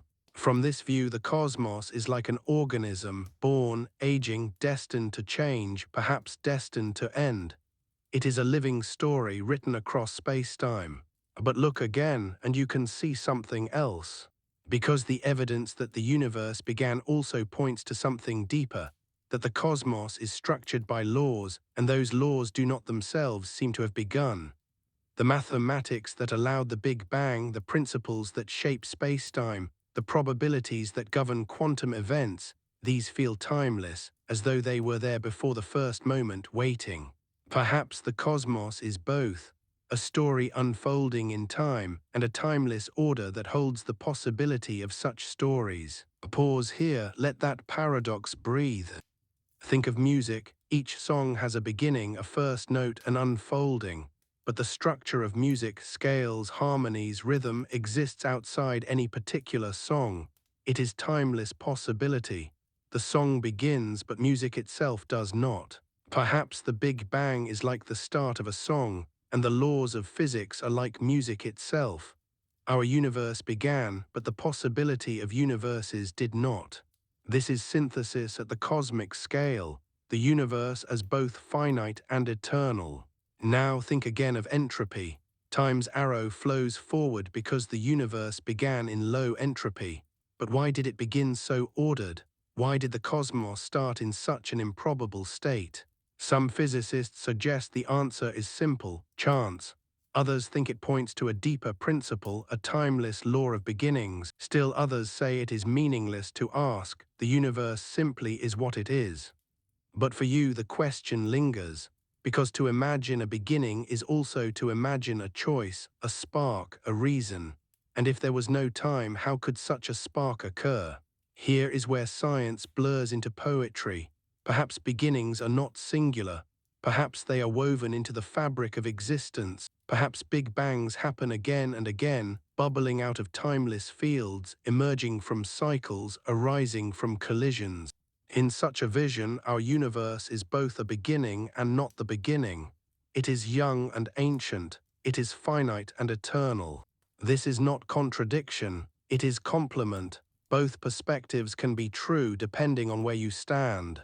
Think of a coastline. From a distance, it looks smooth, like a clean line between land and sea. But walk closer and you see jagged edges, bays, inlets. Zoom further in and the boundary becomes fractal, complex beyond measure. Which view is correct? Both. The line exists and the complexity exists. The Big Bang may be the same. From one view, it is the clean beginning of time. From another, it is part of a larger, jagged, fractal structure, a cycle, a field, a timeless fabric. Now imagine the cosmos as a whole. You see galaxies racing apart, black holes swallowing stars, radiation cooling into silence. You see a finite story with a clear trajectory, but you also see something beyond story, the timelessness of laws, the eternal possibility of emergence. This is where synthesis reveals its true depth. The universe is not either finite or eternal. It is both finite and eternal depending on how you look. And you, standing within it, are the witness of that paradox. Pause here, breathe into the thought. Let the scale expand around you. Feel yourself small, fragile, a flicker in the arrow of time. And feel yourself vast, eternal, part of the timeless whole that holds every arrow. It is both humbling and liberating. Humbling because you are liberating because you belong to something beyond brevity. Perhaps this is why the question of beginnings is so powerful, because it is not just about physics. It is about the human longing to belong, to know whether we are part of a story with a first page or part of something without end. The synthesis says you are part of both. You are a character in a story with a first chapter, and you are a ripple in a timeless ocean where stories arise and dissolve. Neither cancels the other, both are true. And perhaps the universe itself is inviting you to see this, to rest in paradox, to stop demanding simple answers. Because the truth is not simple, it is layered, infinite, shimmering. The evidence gave you a beginning, the counter case gave you eternity. The synthesis gives you both, woven together into a vision larger than either alone. And in that vision, the question itself transforms. Did time begin at the Big Bang? Becomes less a request for a fact and more a doorway into wonder. It becomes a meditation, a way of seeing the world, a reminder that the deepest truths may not be answers but questions that open endlessly. The cosmos is finite. The cosmos is eternal. You are fragile. You are timeless. All of it true, all at once. And perhaps that is the closest you will come to the real answer. You stand now in the middle of paradox. On one side, the evidence. Time began at the Big Bang 13.8 billion years ago. A beginning written in galaxies, radiation, elements, entropy. A beginning as real as the ground beneath your feet. On the other side, the counter case. Time did not begin. Cycles stretch back. Inflation births bubbles without end. Quantum gravity erases singularities. The holographic principle dissolves space-time itself into information. Time emerges from timelessness. Both sides speak with force. Both sides carry truth. And the synthesis is this: you live inside a universe where both are real, where time began and time may never have begun, where the Big Bang was both a first moment and a transition, where beginnings are both sharp and soft, both real and illusory. This is not a contradiction, it is a fuller truth. Think of a coin. From one side it is heads, from the other tails. Both are real and both are part of the same coin. To demand only one side is to miss the whole. Time is like that. Evidence shows you one face, philosophy shows you another. Together they reveal a larger reality. Pause here, feel that coin in your hand. Cold, solid, undeniable. And yet, depending on how you turn it, the image changes. So it is with beginnings. The Big Bang was a beginning, and it was not. Both views are true depending on how you hold them. Now let's bring it closer. What does this mean for you here, lying awake, listening to the question? It means your life is part of the same paradox.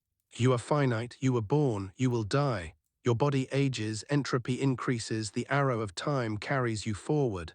That much is certain. And yet you are also timeless.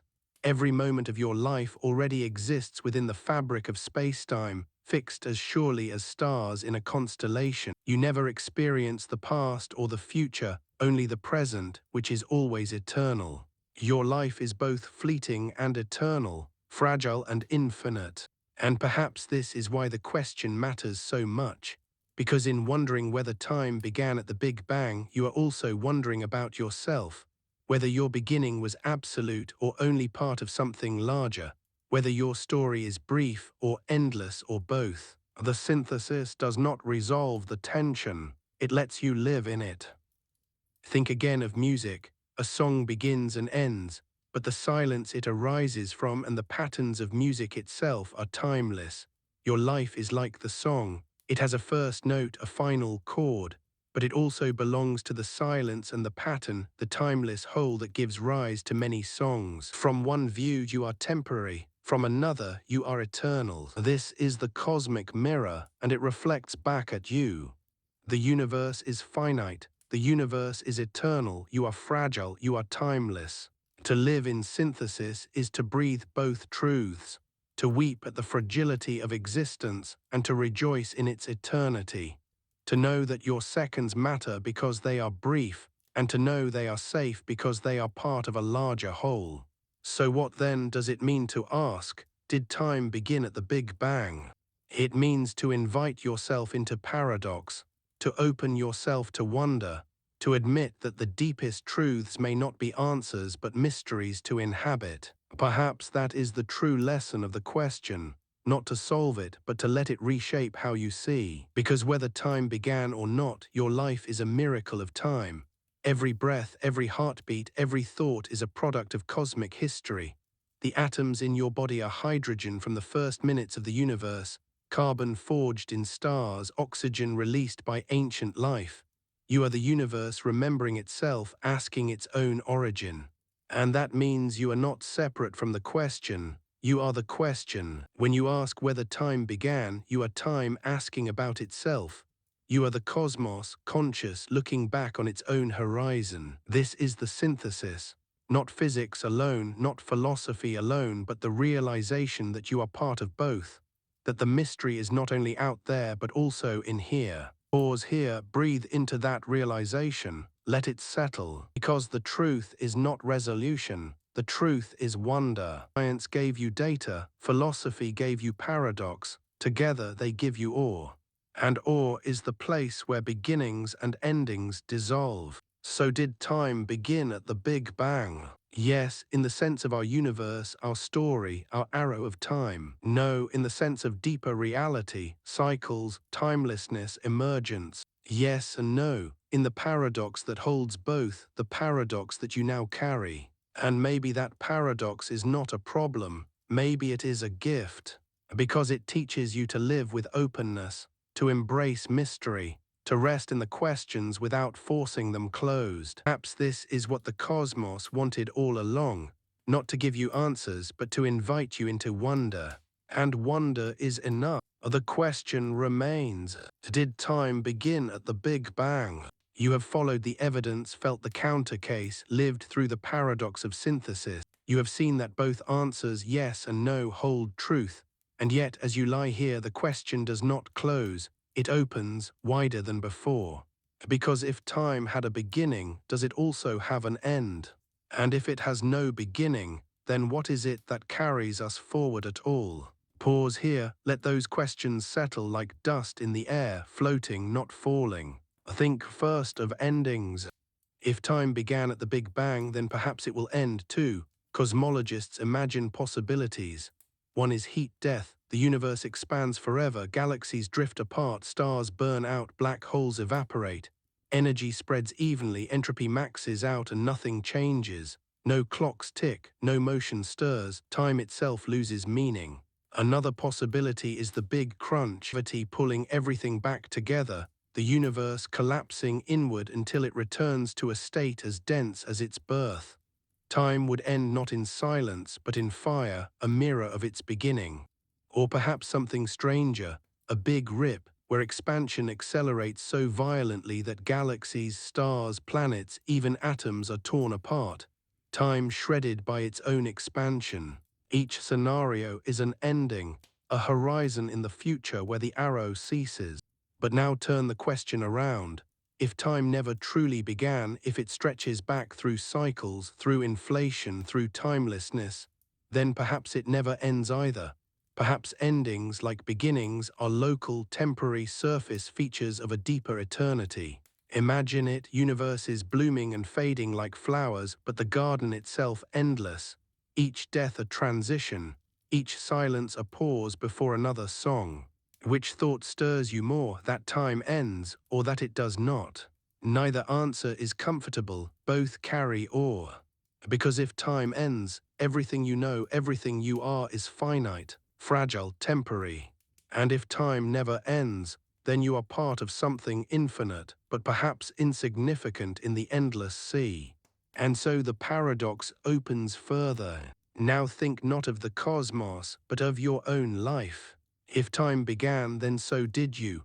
A first heartbeat, a first breath, a first moment of awareness. Your life is a miniature Big Bang, a singularity of beginning. And if time will end, then so will you. A final heartbeat, a final breath, a silence. But if time is eternal, then perhaps you are too. Not you as the story of your life, but you as part of the whole, inseparable from the timeless foundation. Pause here, feel the tension. Both are true, both are real. You are a finite story and an eternal presence. The question of cosmic time mirrors the question of human time. Did you begin? Will you end? Or are you, in some sense, always part of the timeless whole? The open loop is this: no resolution comes. And yet the lack of resolution is not emptiness, it is fullness, it is wonder. Think of the horizon again. You walk toward it and it recedes, always out of reach, always just ahead. And yet, in walking toward it, you travel, you live, you move. The horizon is not a place to arrive, it is the invitation to journey. The question, did time begin at the Big Bang, is the same. It is not meant to be answered once and for all. It is meant to guide you, to pull you into wonder, to keep you walking. You will never touch the horizon, but you will always see it, always move with it. And in that movement lies meaning. Now picture the universe again. Galaxies drifting, stars forming and dying, black holes swallowing light. Picture time flowing second by second, year by year, billion by billion. Then imagine it stopping, imagine it looping, imagine it dissolving. Each possibility is vast, each is unknowable. And yet here you are asking, here you are breathing, Here you are, alive in a present that is both fleeting and eternal. This is the open loop. To stand not at the end of thought but in the middle of it, surrounded by horizons, with no closure and no final word. Did time begin at the Big Bang? Perhaps, perhaps not. The truth may be stranger still. But the real gift is not the answer. The real gift is the question itself. Because to ask it is to see yourself differently, to see your life against the canvas of eternity, to feel both the fragility of moments and the vastness that holds them, to realize that you are part of a mystery too large to solve, but not too large to feel. And feeling it is enough. So let the question remain open. Let it circle you like a soft orbit. Let it soothe you instead of demand from you. Because sometimes the most beautiful thing is not to know. Sometimes the most beautiful thing is to wonder. The question remains, and it always will. Did time begin at the Big Bang? You have followed the paths of evidence, traced the whispers of counter-theories, held paradox in your hands like a fragile coin. You have seen beginnings affirmed and beginnings undone. You have seen time presented as both arrow and circle, both flow and illusion. And yet, even after all of this, the question lingers. It refuses to close. Perhaps that is the point. Because some questions are not meant to be solved. They are meant to be lived. Close your eyes now. Imagine yourself standing at the edge of the universe, staring into the black silence. Stars fade behind you. Ahead is the horizon where space-time itself dissolves. What do you see? A first spark, a cycle returning, a timeless presence waiting behind the veil. You cannot know, no one can, and yet the image remains. This is the open loop, a circle not of answers but of wonder. Let yourself drift through possibilities. In one version, time began at the Big Bang, a true beginning, a singular spark from nothing. In this view, your life is part of a fragile unfolding, a finite story written in cosmic ink. Every moment matters because it is brief, because it will never come again. In another version, time did not begin. It stretches backward forever, through cycles, through inflations, through timeless fields. In this view, your life is part of an eternal sea, one wave among countless others. Every moment matters because it belongs to infinity, because it is part of something that never ends. And in yet another version, time itself is an illusion. It does not flow, it does not begin, it does not end. In this view, your life is part of a timeless whole, every instant already present, already complete. Every moment matters because it is eternal, because it already is forever. 3 visions, 3 truths, all possible, none complete. And maybe the gift is not in choosing, but in holding them all, like lights flickering on the water. Because the question is not a door to answers, it is a window to wonder. So let yourself drift now, not into resolution, but into silence. Let the paradox be a blanket. Let the unknown cradle you. Breathe slowly, feel the present moment. The clock ticks, but you do not chase it. Time flows, but you float. You are not asked to decide. You are only asked to wonder. Perhaps time began at the Big Bang. Perhaps it never began. Perhaps the very word beginning does not belong here at all. And perhaps the most beautiful thing is not knowing. Because in not knowing you are free. Free to imagine, free to dream, free to marvel at the fact that you exist at all, fragile, eternal, finite, infinite. Look up once more in your mind at the night sky. Every star is a question, every galaxy a whisper. The universe does not shout answers, it hums mysteries. And in that hum you rest. You rest because the mystery is enough. You rest because wonder is enough. You rest because to live is to live in questions. The horizon does not need to be reached. The circle does not need to close. The question remains open, as it always has, as it always will. And in that openness, you drift, gently, quietly, into the timeless place between waking and sleep. A place where beginnings and endings fade. A place where time itself dissolves. A place where you are simply here, breathing, resting, wondering. Did time begin at the Big Bang? The question echoes softly, without urgency, without answer. a lullaby of mystery, a rhythm that carries you deeper into silence. And as you drift, you realize, perhaps the point was never to know. Perhaps the point was only to ask.